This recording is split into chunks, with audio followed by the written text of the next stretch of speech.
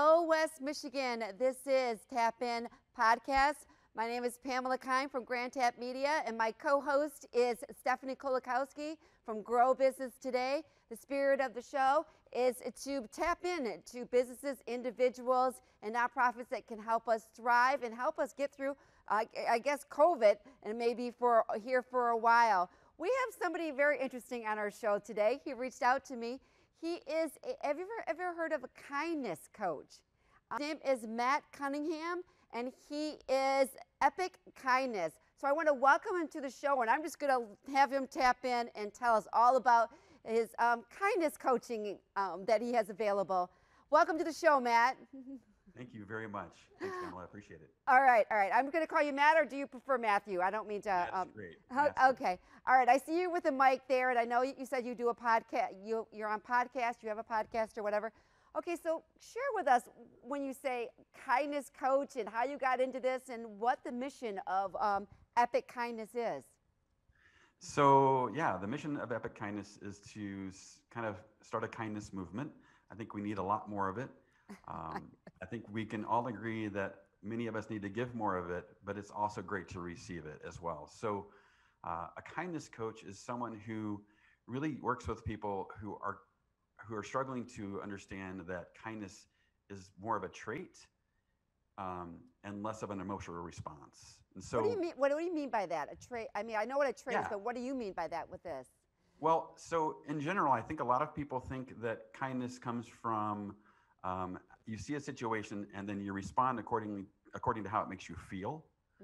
And what I do is I coach around removing the emotional feeling to kindness and looking at kindness as just a natural response to who you are as a person. So, and it's easy. So oftentimes people ask, well, how do I know? And am I doing the right thing? And, all of those type of things. And so I think we have to appreciate that if we think that emotionally we respond with kindness, we're probably missing the point. Yeah, well, Right. people do worry about, let me just tap in, and Steph, you go ahead too, but people do worry about that they're too kind, that they may be taken advantage of. And so, do they talk to you about that? It's like, how do I know that I'm not just being walked on? I should be stronger. Sure. Yeah, absolutely. It's what I look at and what I try to help people understand is if you start with kindness, then you probably have a much better conversation happening, regardless of how you end the conversation. And if you need to become a little bit more, stand up for yourself a little bit more, or make sure that you're not feeling walked on, that's a different part of the conversation. But in the initial stage of the conversation or sitting down with anybody, you want to make sure that you start from a kind place. And most people are looking for that, and they'll respond better if kindness begins even the toughest situations. So there's also a place in that conversation where business sense intersects whether or not kindness applies. So for example, I can show compassion to someone who may be making some mistakes, but at some point I have to make a business smart choice. And I have to lay down a little bit more of an aggressive path to let's correct a behavior. Right. So you share, before Steph jumps in, just share a little bit what made you even start Epic Kindness. I mean, it's different to have you want to spread more kindness, but to start a whole business on that mission, did you have a bad experience? Please share. I have had a bad experience. Yeah, I think everybody can probably have tell a story about a manager they've had that you're like, how are you leading people? You're not a nice person. And I think in general, what we've seen over the last 20 years just in business is there are people that get promoted because they're really good at their job. That does not mean they're good with people. Right. And so you end up having managers that are really just not great managers. And so I started Epic Kindness. I went into coaching 5 years ago and became a certified coach through a company called IPEC, which is a great institution.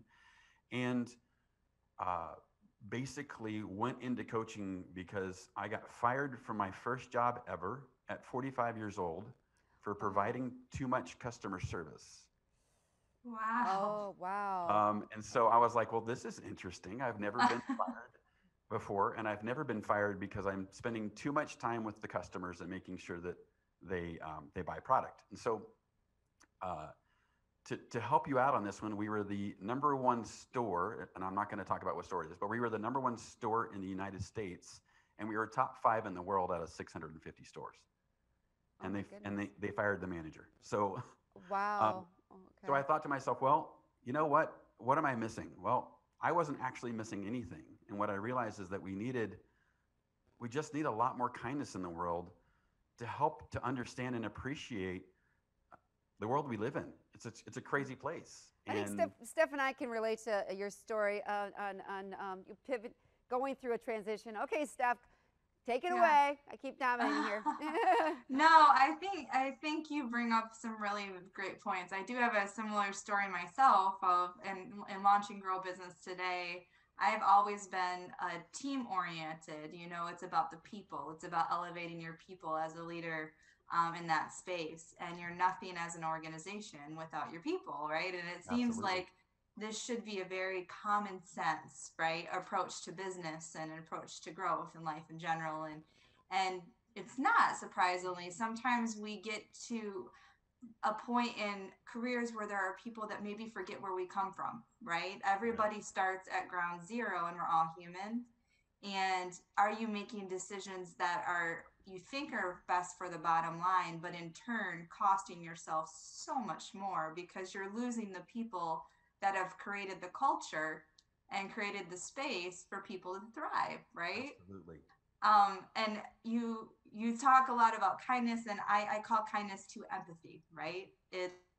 It's approaching a situation with somebody, not understanding or knowing what kind of day they're having or what's going on in their life, and giving. And we had an interview last week with somebody who teaches de-escalation training, and I see you two being a really great kind of marriage to that, of like, okay, before somebody gets to this level and is aggravated, how can we approach a situation with empathy and kindness? So what do you coach in that capacity? How do we approach with kindness leading the conversation? Absolutely. I think one of the biggest challenges, thank you, that's a great question. One of the biggest challenges that people face in any conversation, and hopefully you two will appreciate this, but they use the words "I understand" a lot. And to truly understand someone, just as you said, you really can't do it. So it's a very easy thing to say, oh, I understand what you're going through, or I understand that you must feel hurt or bad or sad or whatever that might be. And the reality is that we don't, no matter how similar the situation might be, no matter how a lot of the dynamics are the same, we get caught up in an understanding conversation that doesn't actually help. So one of the things that I teach is, how do you respond without using the word "I"? And that's a kindness response. And it looks something like this. Given what you've gone through or the experience, it makes sense that you feel the way that you feel, whatever that might be. It makes sense that you feel angry or hurt, and anyone would feel that way. So how do we move forward? You've all of a sudden taken a conversation about something that might be very important to people, something that's really upsetting or tragic or difficult, and you've understood it without experiencing it. Ooh, that's beautiful. Yeah. I love that. Yeah, that is very And it's very true. It's very easy to try to, in your relation process and in showing empathy or feeling like you're trying to understand somebody, is to use that. And I've been guilty of that myself. I know many people I've talked to, and thinking to some of those conversations, it is like, you could have two people that have both, for example, been through domestic violence and overcome it. Right. But the experience is, everyone's starting from a different point. Everybody's experience is unique. So, so Matt, when it comes to, we all want to be kind. And of course, well, not all of us, but majority of us want to be kind. But how, in your coaching of kindness, how you could be kind and be assertive, to put boundaries and to protect yourself from you're going to have toxic colleagues. And those boundaries, and not look like you're a pushover. So when you do this coaching, is that what you're do you teach that I do. to people? Okay. Yes, I teach a couple of different methods, but basically I teach you how to have a kindness approach. And in other words, show up, be polite, be empathetic, do the things that, be respectful, have a plan. So I do a lot of those teachings, but at the same time, know your values.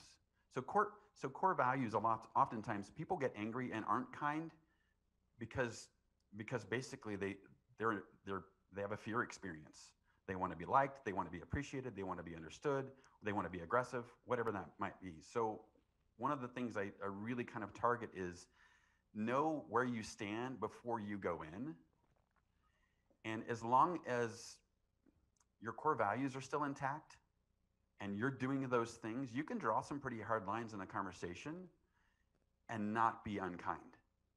Now, it may not feel the best, but if you do it right, it's far more difficult and it's far less kind to let someone take advantage of you for yourself or anyone else in that situation. So there are ways to do that, and I coach into those ways. I show people how to actually have those conversations. How are you going into, are businesses calling you, and what are they asking you once they hear about your services and say, look, the culture here, especially with COVID, I mean, we might be all on Zoom, and then now you have people that are disengaged, or they just are flippant because they have a million other things going on in their home with their children and everything like that. So share a little bit of what businesses would like from you on this, and what you can give them on the. Great, thank you. One of the things that I help with a lot are helping people have more and better one-on-ones. In this world that we live in right now, managers, leaders, there's a ton of disconnect. Yeah. And disconnect and disengagement's been around for a long time. Employees really do struggle to be engaged. So how do you help your employees stay engaged? So businesses call me to do a lot of those one-on-ones for their teams. So I actually have a company that I'm working with right now that has 25 employees, and I do all of their one-on-ones. Every single month, I touch base with every single one of their employees. How would it feel if somebody called you up and said your boss sent you an epic kindness coach? You're like, what? Did anybody did I do something, or was I mean to somebody? What's the response? It's typically, I think just in general, leaders want their people to be engaged. Nobody ever really says, well, am I a mean person? No, it's not. Kindness and happiness or meanness or whatever. Yeah, I don't think it's never been that kind of response. Okay, good. I was going to say, if somebody sent me a kindness coach, I'd be going, did somebody call? Did somebody? I have a question, and I have, when Pam shared this with me again, I'm looking only at the last hour, but I really did some time of reflection to think okay, times in my life from my personal experience of, I like to be kind, but when has there been points in my personal experience life, where it was really tough? And I think what really boiled down to, and I'm just curious of the top 3 that you hear, see, or help to teach, is when you take things personally. Right. So you're being kind, you're opening up, you're being vulnerable. Somebody says something that you perceive as one way, or maybe they intended to come across as one way, and all of a sudden your kindness and your light is just dimming, and you're like, oh, and so how do you coach through that? What is that? No, that's a great question. I think, so one of the things that I'm applying right now, and it's just a great conversation in general, are if I can coach you to remove the emotion of how you feel to how you respond. So kindness isn't a feeling. Woo! Kindness and I would totally not have known that. I associate kindness with feeling. It's just happiness is a feeling, anger is a feeling, but kindness, you can be kind even if you don't feel like it. So great example right now, there's a lot of stuff going on in our world politically. There are a lot of people that hide behind social media and say whatever they want because no one's going to show up at their house. Right. So they feel very comfortable being unkind and, quite frankly, rude and mean and all of these things. It's all based on emotion. The things that they see are triggering something in them. So that's point 1 where I would start. Know your triggers.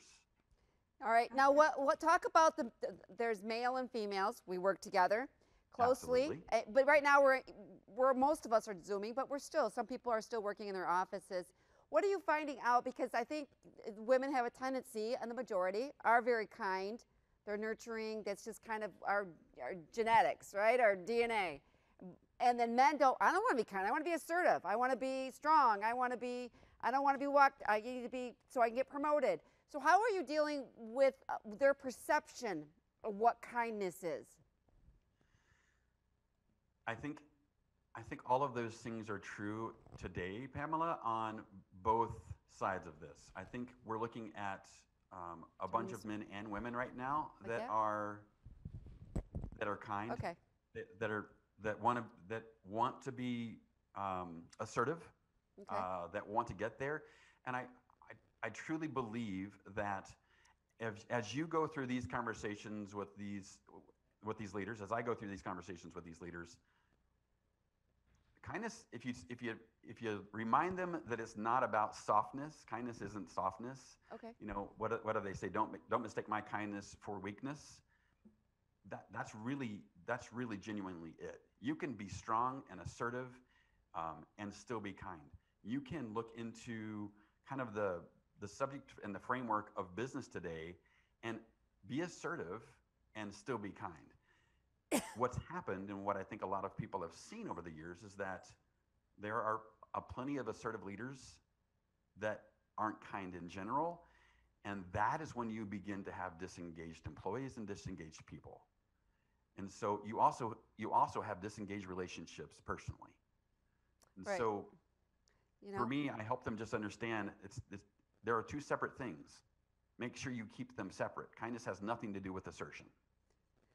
With COVID, still going to be with us in 2021.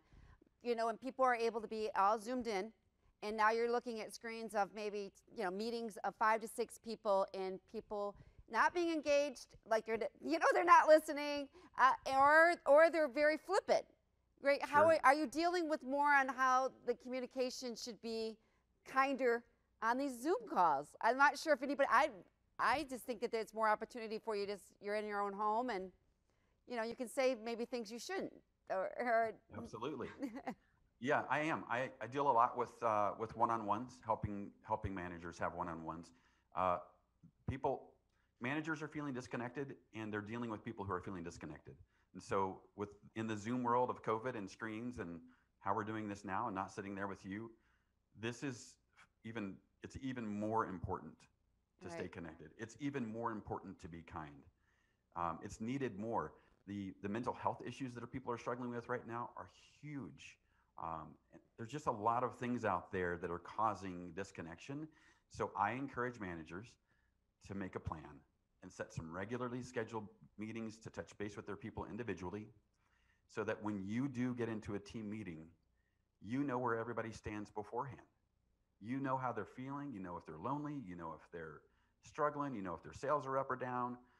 Make sure you're setting and scheduling those touch bases and one-on-ones with those folks as often as you can get on your calendar. Yeah, that's true. Go ahead, Steph. Do you have a question? I keep jumping in. No, I think that's great. I think that we do a lot of different types of business coaching. This is the first I'm hearing of kindness coaching. It makes a lot of sense.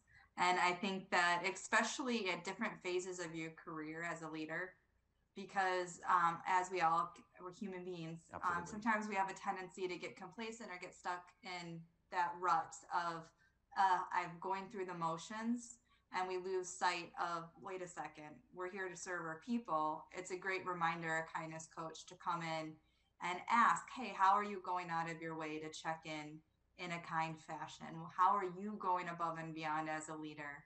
And I think it's great. So if a corporation wanted to get a hold of you, and are there any specific sectors that you find yourself, you said you have a background in customer experience and service, which makes a lot of sense. Do you find yourself gravitating towards certain sectors, and how could we help tap in and connect you to those?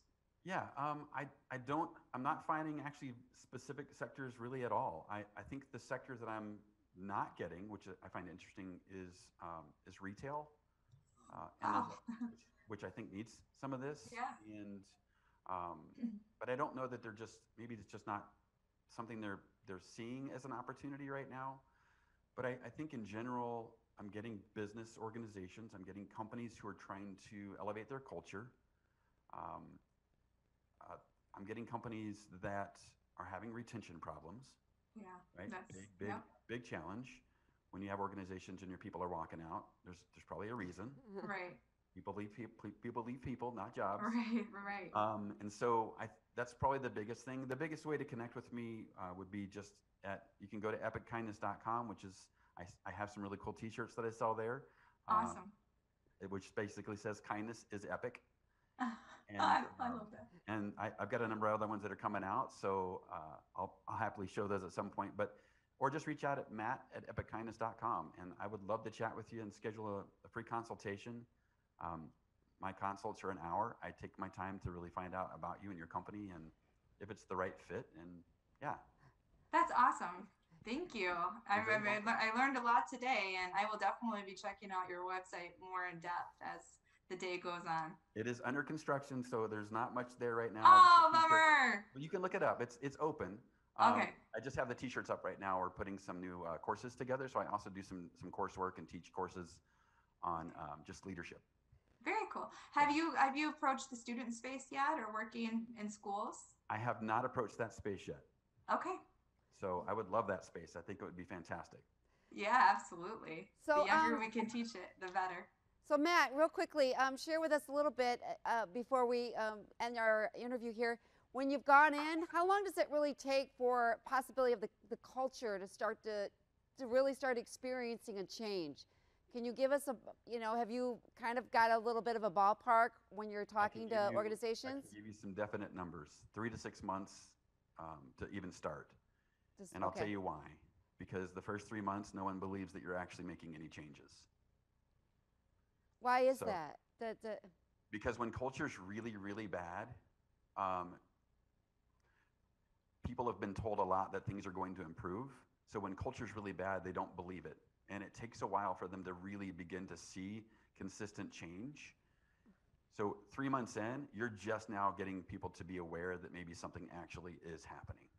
Okay. And do you role play with people, like, because I think sometimes I even struggle with this myself. I kind of need a script. I say I'm going to remember, but then when you get into the situation where maybe you're in a toxic situation or just the culture, you just refer back to the habit. And my habit was I would withdraw. So then I would be at meetings and I'd be like, just sure, we can do that. And it just really wasn't part of the, do you know what I mean? I get protective. And so you withdraw. So you're probably dealing with that. But are you giving a script or just role playing with people? How's one episode would go like? Yeah, we do a script. We do some role play work, and then I also do. I also have material. So I bring in material, and we go through some very specific tactics for leadership. So I walk them through processes and some steps. And really, the overall scope of this is, how do you show up? Because how you show up will always show out. Mm-hmm. Yeah. And so it comes out. It just does. And if you can learn to show up well, people would begin to believe that what's going to show out is authentic.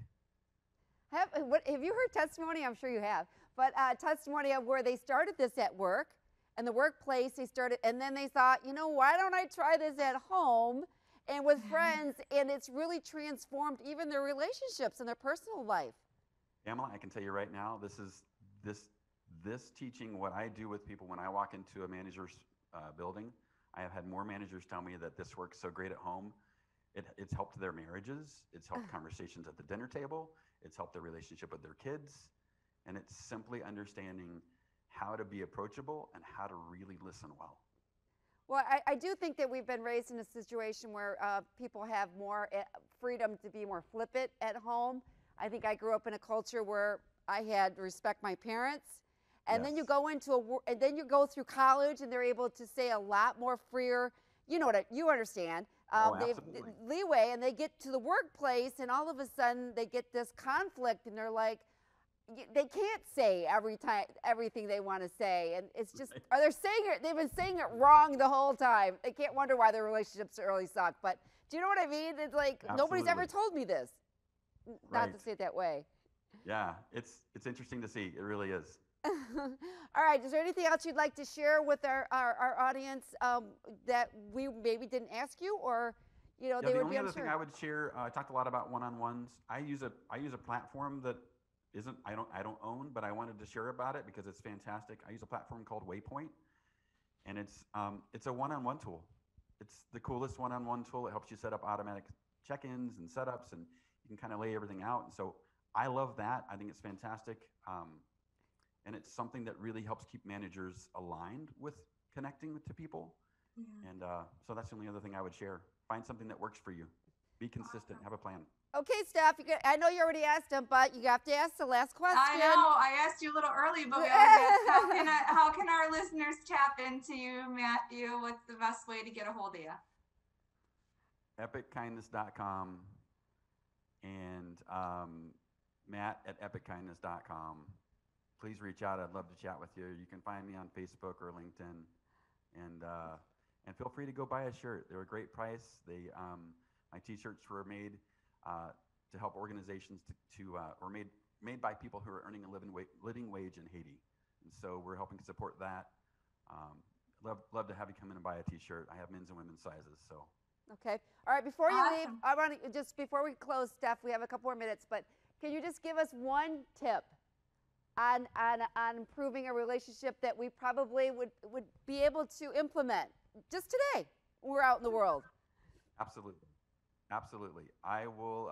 The one tip I will leave you with, and I said it earlier, and it's my favorite tip, is try to remove the word "I understand" out of a conversation when you're hearing something that's very valuable to someone else, and Okay. instead respond with, "Given what you just said, it makes perfect sense that you feel that way, and anyone would feel that way." And try it at home. If you can take those words and really apply them, so given that you are upset given that you had a really bad day at work, it makes perfect sense that you were angry when you got home, and anyone would feel that way. You're not accepting that someone maybe showed up at home angry, but you're accepting the reasoning behind it. And you don't have to understand it, and you don't even have to like it. But it all of a sudden makes somebody really feel validated. That's very good advice. So try that at work. Try Okay. it at home. It's great. All right, Steph, I'm going to let you close this one out since you didn't get to do your intro. So here you go. well, thank you for joining us today, and we're very happy that you were here. Stephanie at Grow Business Today, Pamela Kime, Grand Tent Media. And I understand. I'm going to make it an intentional goal of mine to not use that in anything I say this week, because 21 days later, it's a habit, right? Mhm. So Absolutely. I'm counting on you, Matt and Pam, to hold me accountable. All righty. Sounds great. Love it. Wish you all the success, Matt. We'll have you back sometime, okay? There. Thank you. I love it. Have a great day. Thank you. Yep. Bye. Bye-bye. Take care, everyone. We'll catch you next time.